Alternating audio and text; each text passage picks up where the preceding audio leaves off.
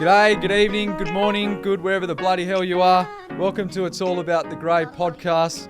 I've been able to get what is arguably probably one of the largest hits here in Perth at the moment, Sean Meyer, co-founder of Leelo Activewear and currently Perth's largest activewear company. Founded in 2019 and has just amassed over $8 million of turnover, ticking over the 5-year mark. It is an incredible achievement and I'm honoured to have Sean here today. So Sean, thanks for coming on, mate. Thank you. That's a great introduction. Mate, it's very easy to make introductions like that, building the business you've had. Thank you. And you know, as we often say, it's tough to run a business and funnily enough, you know, you built one of those COVID businesses, really. We did, yeah. So it's going to be a really interesting chat today, and I can't wait to delve into it more. But Sean, why don't you give us a bit of a wrap on yourself and the business and how it came to be? Yeah, of course. So as you said, we're just crossing that 5-year mark. So we launched in July 2019. My background, I've done a lot. So I just turned 30, and I'll probably reflect on my 20s as a whole. So dropped out of university. I was studying construction management and economics. Didn't love that, didn't want to be in the construction industry. Ended up getting a internship at a shipping agency. Worked my way up into an ops management position there for just managing bulk imports and exports out of Fremantle, Kwinana and up the coast.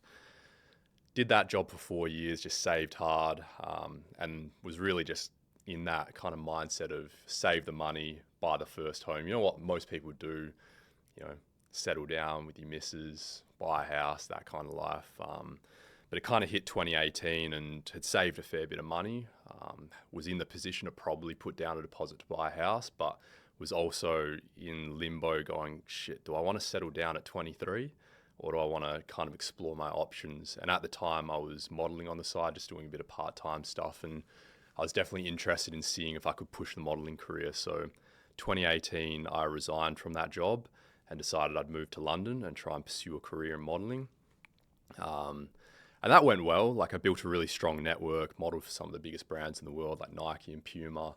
But by the end of 2018, I was kind of like, shit, I don't know if that's what I want to be doing. Living in London, very expensive city to live. And as a new face model, I made a little bit of money, but not enough to be covering like the expenses of living in a city like London. So I guess that was a bit of a reality check. So decided at the end of 2018, let's go back to Australia, rethink what we're doing. And I've always had interest in starting a business. So started to think like, shit, all right, got this network now, so I can probably leverage that. If I start a business, I should do okay. So that was kind of the mindset of why we started Leelo. And then it was like, all right, what do I want to sell? What's that business that I want to do? And you know, ever since I was 15, I've been in the gym. I know you probably back in the day have seen me, like I've always been that gym junkie. So doing the activewear stuff, that made a lot of sense. And then it was like, all right, do I do women's wear, men's wear, or like just women's wear? And I think women's wear made the most sense. I think women spend a little bit more money on clothing typically. Yeah. And obviously I was partnering up with my girlfriend as well, Beth, who's the other co-founder of Leelo. So she knew it well. I think she's a lot more creative, whereas I'm a bit more like business minded, numbers, data, that kind of stuff. And she's the creative, so she designs all the clothes. So yeah, it's been a good dynamic. Awesome. So it's all about balance, right? And having a girlfriend in the business, how does that go down? Definitely challenging, but we've kind of figured it out now. 5 years in, like you kind of start to find like your place in the business. So we're not so like, we don't clash anymore. Whereas at the start, you kind of still figuring out what your roles are. We actually, when we launched the business back in July 2019, August 2019, a month in, we broke up. So 7 years into a relationship, we broke up. So then it was like, all right, we've got this business that we've just launched. Like, what do we do? And we kind of just, it was like the show has to go on. I'd literally put almost all my savings into the business. So my back's against the wall. So we're just like, shit, we can't shut the business down. Like, so now we're business partners, but also like we're split up. So we're on like pretty bad terms for a few months, but we patched it up and figured it out, got back together, and you know, we're stronger than ever now. Rest is history. Yeah. Good on you, mate. Interesting story. That is awesome. Awesome. So, Sean, I don't know if you're aware of this statistic, but 78% of businesses fail in the first 5 years due to poor cash flow. Yeah. Okay. Right. So it's crazy to see an e-commerce business succeed and be cash flow positive to the tune that you've built yourself. So obviously it's not easy, and you must have gone through some challenges, right? Yeah, for sure. Like, we've bootstrapped the whole thing. So my initial investment into the business was $26,000, which was the first bulk order.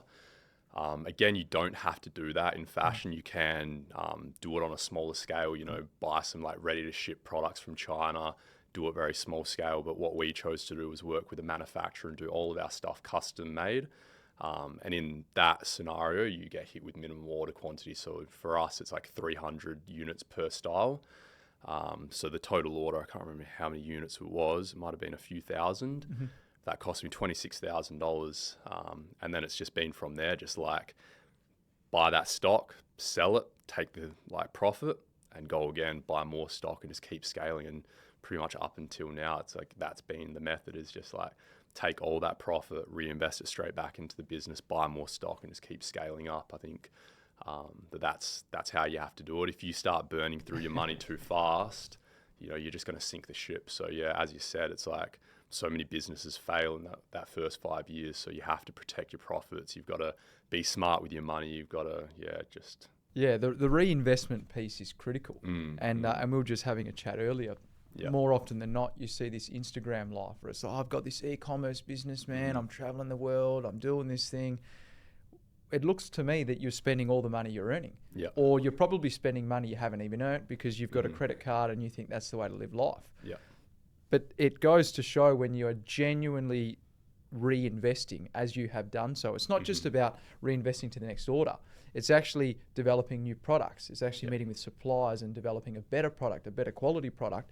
It goes to show that it pays off in the long term, right? And that's something that you're going to continue to do, right? Obviously, I can just imagine from the first order to now 5 years in, how much the product has changed, right? Yeah, 100%. I mean, we started off with a very lean product range. We just had like 3 different colors, full-length leggings, some matching sports bras, and now we have probably over 300 different styles, which is insane. So as you said, it's that product development. But yeah, when it comes to making sure that you're not burning through all your cash and like creating that like Instagram lifestyle, I think that's something that we've been very, very careful of. Like living below our means.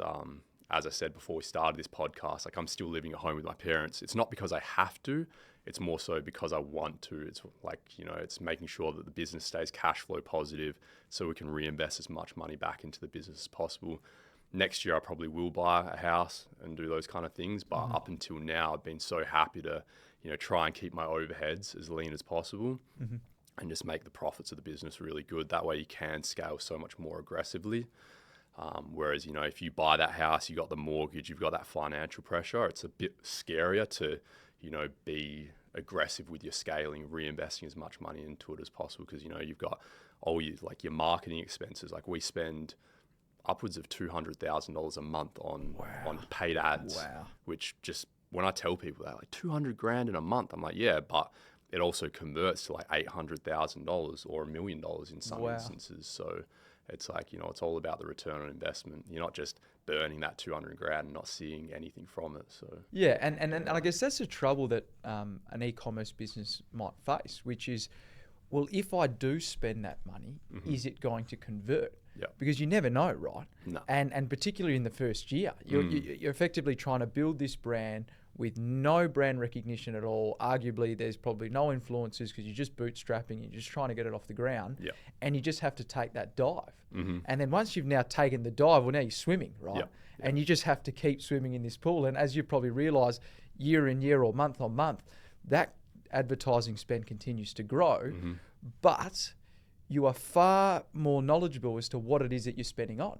Because you've got all the data, you've got the analytics, you know where your target markets are. Exactly. But you have to keep swimming, right? You can't go, all right, no, I'm done. Nah, you can't plateau, you can't become complacent. Like, you don't just hit this certain level and go, like, I'm good, I can just like stay at this level, especially in our industry where it's so competitive. If you, taper off or just chill out, the next brand's just going to take your market. They're going to take your customers. Like, I say the business is war without the guns. Like, you have to be competitive, and I'm extremely competitive. I know what every other brand is doing. I'm studying them. I'm watching them. I'm seeing like if they're making a move on us, it's like Yeah. it's competition at the end of the day. So Good. I'm Good. extremely competitive. Yeah. Oh, I love that. I love that. And I think as a business owner, I often use the phrase, it's not about winning the battle, it's about winning the war. Yeah, Right. exactly. So they might win this battle, but don't worry, we've got the next one. It's chess. Yeah, It's yeah, chess. exactly It's not right. checkers, Playing chess, not checkers. That's it. And we're making so many moves behind the scenes, and like, you know, I think that the best founders, they're always doing that. They're one step ahead. They're always thinking about the future. Like, you know, another brand might make a move on you, but it's like, mate, I'm 10 steps ahead of you. Trust me. Yeah, So, correct. yeah. So let's talk about that. And I think about competition, because I think you raise a valid point. Anyone can go on the internet these days and get anything. 100%. Right. So I guess, how did you go through the process of finding, you know, your USP, a unique selling point, or picking what it is that you know believe was a spot in the market, and then how do you continue to stay relevant? Yeah. That's a good question. And I think it is. It's becoming easier and easier to find really good products. I think as social media grows, you know, there's dedicated channels to show you how to find a product sourcing, finding exact manufacturers that are really solid. Back in 2019 when we launched, there wasn't as much information on the internet. There was a few YouTube videos that I would watch on how to like source products, find a good manufacturer and those kind of things. But it's definitely getting easier and easier, which is making the market a bit more competitive now, because there are so many more players entering the market. But there's a lot more to it than just having a really good product. You've got to know how to do the marketing and all those kind of things. But when we first entered the market, it was like, you know, who's the key player? They're kind of the benchmark, and let's work up to that and then try and do better. So initially, a lot of activewear labels back in 2019 were just almost trying to compete with Lululemon and their Align legging. So the Align legging, if anyone doesn't know, that's like the #1 selling legging in the world. They sell billions of dollars of just that style. So we did market research and we knew, all right, like that's kind of the Rolls Royce of the activewear scene. Like, let's work on that and then try and beat it. So that was the initial business model. And then off the back of that, you know, we released that first product and then just kept going back to the drawing board, redesigning, bringing out new stuff. And now we've got like our core collections are the Sculpt collection, which is our #1 selling collection. We've got Signature, Classic, and each collection serves a purpose. So yeah, it's very interesting, that product development part. Yeah, very fascinating. I think the other piece to it, which again I'd like to dive into, is every country then has their own style of fashion. So you have to, it's not just catering to Australia, right?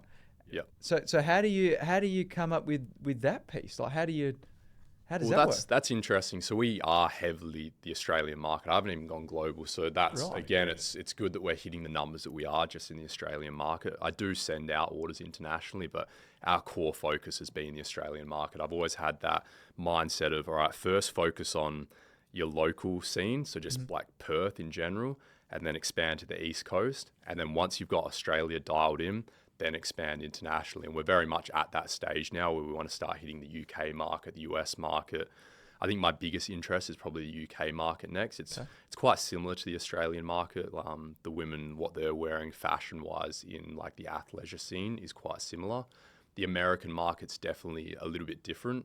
A lot more patterns, bright colors, those kind of things, which maybe we'll expand into at some point. But I think in business, you need to know what your strengths are and what market's going to respond really well to your particular product style, rather than trying to be really broad and spread yourself too thin. So hopefully your network from your modelling days comes back in, mate. Yeah, 100%. I mean, a month ago, I went back to London, reconnected with a lot of that network, and I'm starting to make those moves to try and hopefully hit particularly the market in London and then try and take over the UK. So big market, but I'm so keen to get in there. Amazing. So, mate, another question I've got, and I'm going to fire them away today because I find it so unique, e-commerce as a business, in how it operates, how it came to be. We had the .com bubble, you know, quite some years ago, but more recently you're seeing a lot more online businesses, and you're actually finding a lot more online businesses that actually aren't businesses, they're just resellers, right? They're just drop shippers. They set up nice websites, etc. So the question I've got is, how do you then balance running an e-commerce business with running your life? Oh, it's hard. It's very hard to balance. I think that, currently my life is all about Leelo. I'm all in on the business. I mean, I do take some downtime, but it's all that's on my mind. I think that having that extreme focus, that's part of my personality at the end of the day. Like, I wouldn't have it any other way. It actually makes me feel a little bit uncomfortable when I start to not think of, like, when I try and not think about the business, it's like, nah. Which is probably one of the challenges as a business owner. You're kind of on that hedonic treadmill where you're just constantly chasing the next thing. But I try and like keep myself grounded and like try and not be too stressed. I like to look at the business like a game and not get too emotional like about it. You know, some people just constantly stressed out and like, that's not fun. Like, I want to, at the end of the day, have fun with the business. Of course, we need to make money. That's the reality of it. But on top of that, you want to make sure that you are enjoying the process and that everyone involved in the business is also enjoying the process, whether that's, you know, our staff, our team, my business partner. Like, we all need to enjoy it. And like, if you're constantly stressed out and like trying to just focus on making money, you're just going to hate it. And like, you will burn out at some point.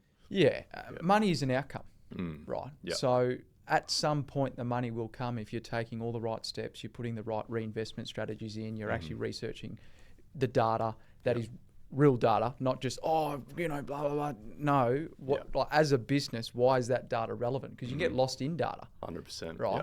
And that's what people often forget is they look at these analytics reports and it's like that is one piece of the whole puzzle. Yeah, it's like a massive machine. Like, it's so funny. It's so many elements in e-commerce that drive results. And if one piece of the puzzle falls out of place, the ship can start to sink. It's like, you know, you've got a boat and a hole appears. If you don't patch that hole up, you're going to go under at some point. So it's very important to understand the data, know how to read it. Like, at the moment, I have this spreadsheet. It's called the e-commerce equation. You can crunch all your numbers into that, and it gives you a very good outlook on what's happening in the business, and you can make very informed decisions, whether it's you know, your marketing expenses, your fixed costs, your variable costs, what's happening in the business. And you know, that's only something that I've really been doing in the last probably 6 to 8 months. Prior to that, I was probably quite naive and blind to what exactly was happening in the business. Luckily, because I've run things so lean, we have like been very profitable. But now it's good to actually have that spreadsheet and know exactly what the profitability is day to day, week to week, month to month, and year to year. So it's very interesting to track. It's very refreshing to hear how across the numbers you are in an e-commerce business. I honestly, I'm not pumping your tires here. I've never heard someone so diligent and across their numbers for an e-commerce business. So I'm going to touch in on that because again, I think that is highly, highly valuable.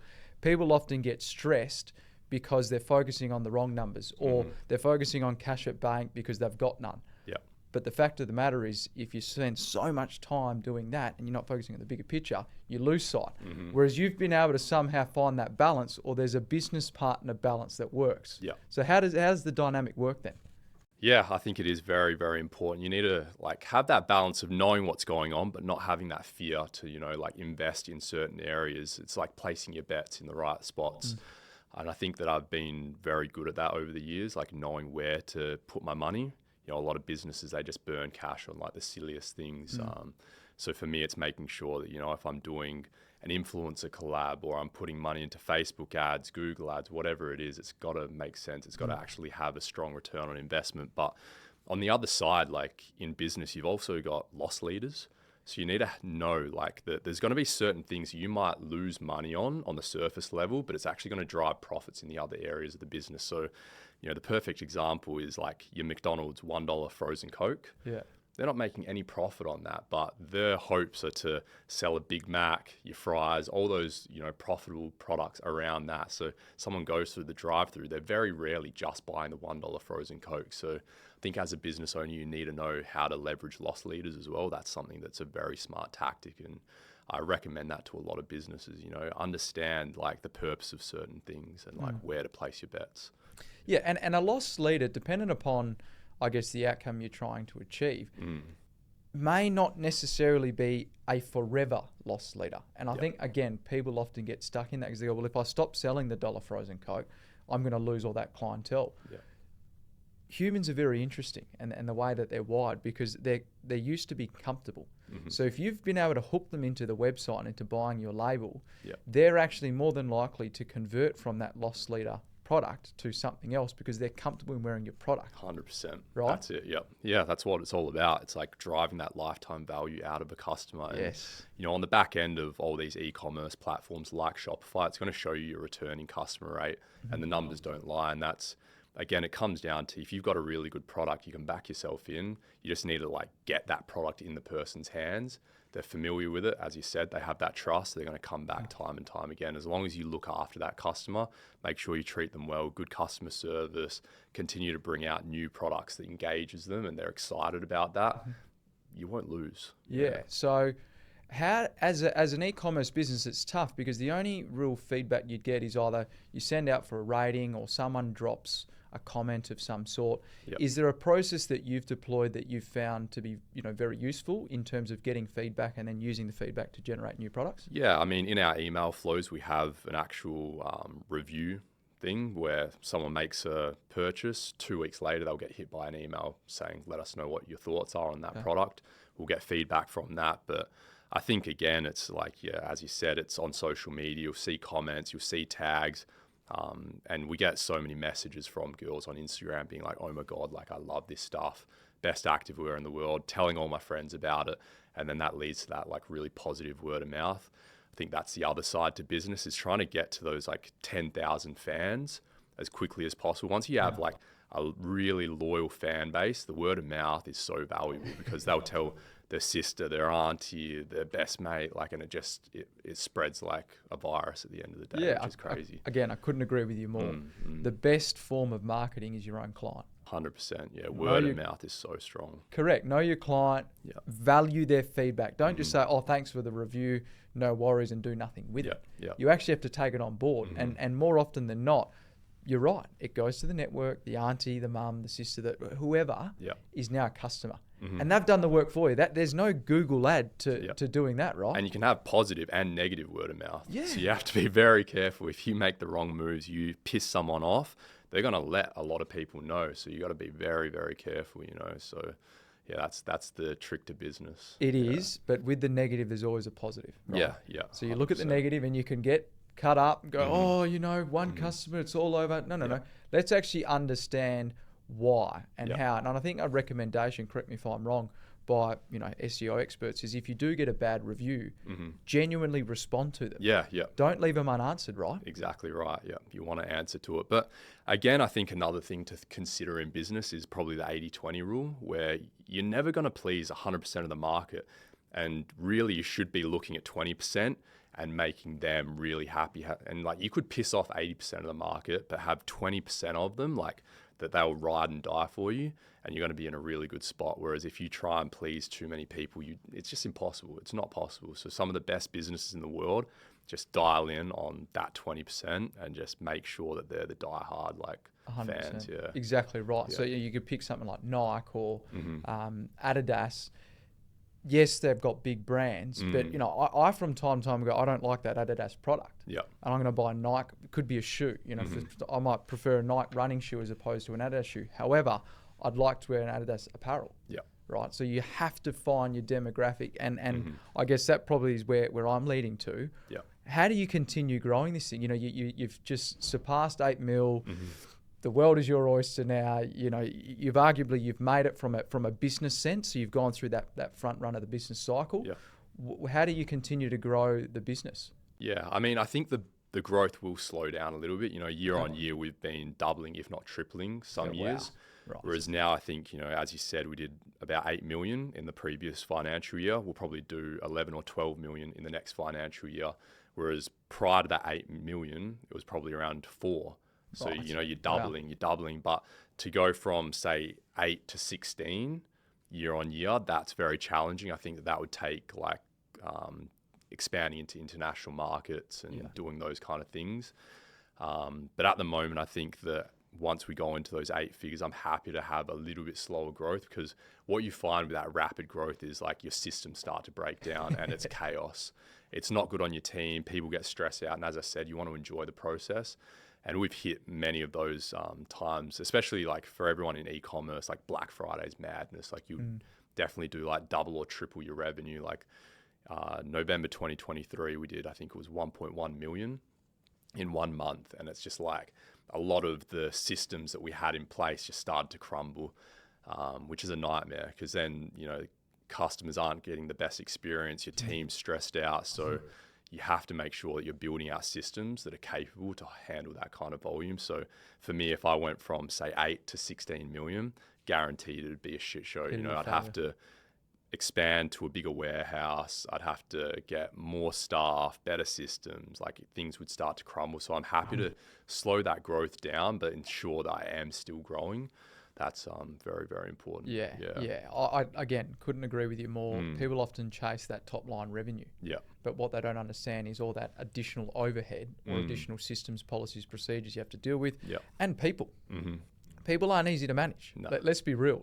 For most part of our days is probably either managing people or managing customers. Selling the product, that's all done. Yeah.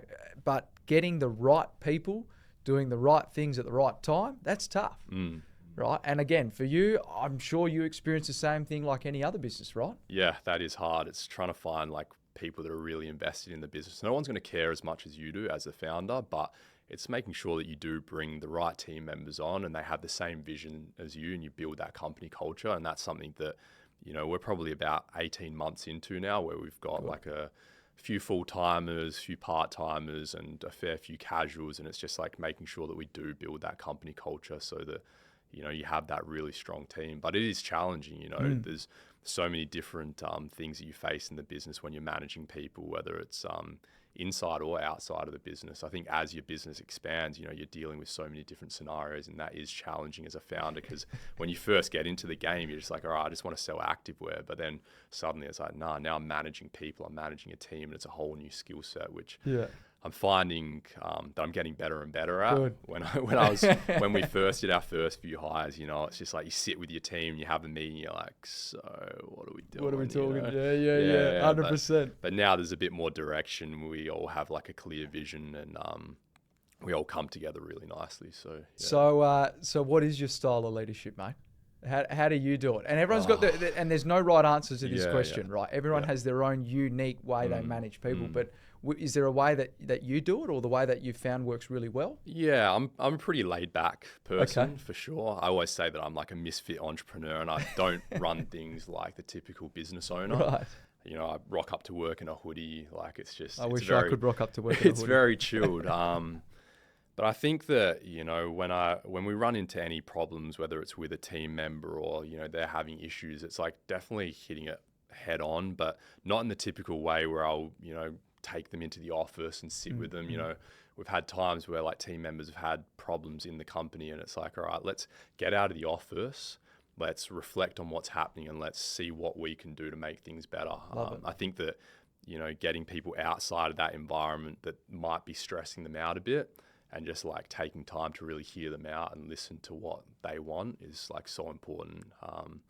And again, I think that you don't want to bring stress to your team as well. I know a lot of founders, they're like just always wired and stressed and like trying to put out fires. And it's like that energy just rubs off on your whole team. So I'm very like in tune with making sure that, I have the right energy around the office and that I'm dealing with problems. Like, because as a founder, you're constantly putting out fires, but you can't do it like in a stressful way. You know what I mean? You've got to kind of stay calm. Just, I always say more money and a positive attitude fixes anything. That's my little saying, which we all have a laugh about. But I think that at the end of the day, that's all you can do is like have a really positive attitude and just know that, as long as the problem's not so big that it's going to sink the ship, you just kind of crack on. Awesome. And again, I think there's an equation there. Behavior equals the individual by the environment. So if you change the environment, there's a good chance you're going to be able to change the behavior. And that's probably the point you're highlighting is let's pull them out, let's have a coffee, let's get a juice, let's go for a walk, whatever it is that they feel comfortable with, and not everyone's the same, then you get a good outcome, right? Yeah, I actually took one of my team members wakeboarding. Like, that was one good experience. And again, it was like this whole thing of like taking them into this position of like, they had never wakeboarded before. And it was one of those things where you got to learn to like, you get up, you fall down, you get back up. And it was almost like a bit of a business lesson because that's what we do as business owners. You get knocked down, you get back up, you get knocked down, you get back up. And it was almost like that kind of learning experience, which was really different. But something entirely I've never heard of that one. Yeah, I know. I've heard of like bumper cars. Let's just take it out. But wakeboarding, that's new. Wakeboarding, 100%. Right. So Mate, that's that was awesome. fun, and like we're able to have a really good conversation around it, and just because it is like sometimes a business does get stressful and there are problems, but again, it's just about, dusting yourself off, getting back up and just cracking on. And I think that sometimes as founders, you become a bit immune to it. Whereas like bringing a new team member into like maybe a management position and they're dealing with these problems, it can become very stressful. And like as a founder, you might not understand how stressed they can get from these problems. So it's making sure that you do understand what they're going through, stepping into their shoes, and having that compassion and like understanding. Love it. As we put it, authentic leadership. That you are genuinely there to help that individual get that outcome. Because not only are you going to come out as a business better from it, but your relationship with that individual is going to just hit a new level. Yeah, that's right. Mate, that's awesome. That's awesome. So, Sean, is there any tips and tricks that you can give us into growing an e-com business? Yeah, I mean, I would say from my personal experience is just go hard and fast at the start. Hard and fast. Okay.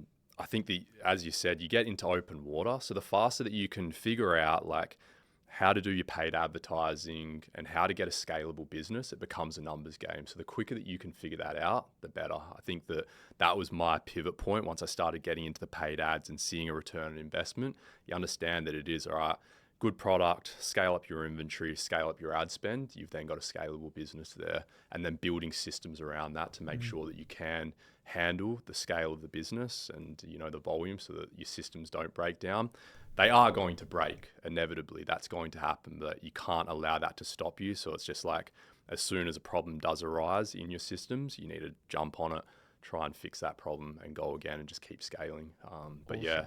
It's making sure that you do have that scalability. I think that's so valuable.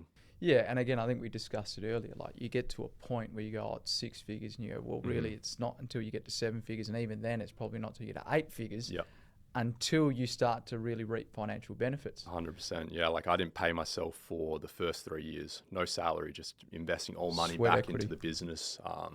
So after 3 years, then put myself on a minimum wage. I think it was like $40,000 a year, which as a 28-year-old, that's not great. Not sustainable. Yeah, it's not easy. You can't, like, especially with the cost of living at the moment. But holding out on that allowed us to now, I'm on a really good salary, and you can reap the benefits of the profits from the company. So yeah, it's challenging, but you have to understand that you're not going to make some businesses don't make money for 5 years, even to the point where we're at. Some businesses are literally operating at a loss, which could be very challenging. I don't know how you could hold out that long. 3 years was long enough for me.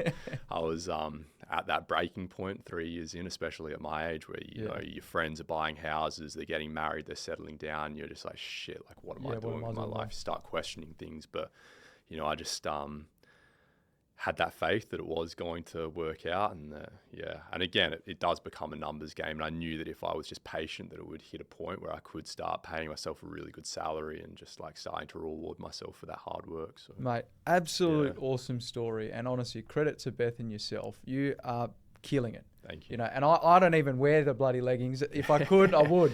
But mate, everyone I speak to, they've got the product, they love the product. And it's so good to see one of the lads from Perth, with the missus, getting it together and just doing so well, mate. So it's awesome. It's absolutely awesome, man. And it's good to be able to like sit down and tell the story and just be transparent about it as well. Because I know when I first started the business, you want to hear from other founders and understand like what they go through and how long it takes to actually get things going. I really want to be transparent like that and show that story. So great. Thank you for having me. No, thanks for coming on. And mate, it obviously is, where can people find you? I'm sure that we're going to get some questions, and like you said, you're probably already getting DMs as it is, but is there any preferred place that anyone can send any queries to? Yeah, hit me up on Instagram. So Sean_Meyer, that's probably the main one. Send me a DM and I'm always happy. Like I love to sit there and chat, and like, as you said, I do get a fair few messages now. from other people that want to start businesses or that are running businesses and they're really trying to get it off the ground. So yeah, happy to answer any questions that anyone has. Awesome. Thanks so much, mate. Look, you might have to be a business coach in the next 6 or 12 months if they keep coming in. Yeah, maybe that might be another avenue. Yeah. Awesome. Well, Sean, I honestly, it's a pleasure to have you on board today and share the story. It's such a cool story, and not very often do you hear businesses like yourself within 5 years getting to the level it's got to. I wish, Beth and yourself all the absolute best. And if you ever want to come on again and share some more, I'd be honoured to have you back on. Yeah, for sure. Thank you for having me. And definitely we'll have to run it back. I'm happy to, if anyone has any questions, and then we run it back and answer those questions, that'd be great. Great. Yeah. Awesome. All right. And for anyone that hasn't clicked like and subscribe yet, please get on. We're just a small little podcast trying to hit our straps too. It's all about the grey. Instagram, LinkedIn, Spotify, whatever platform it is you operate on. Like and subscribe, and I look forward to the next episode. Thank you.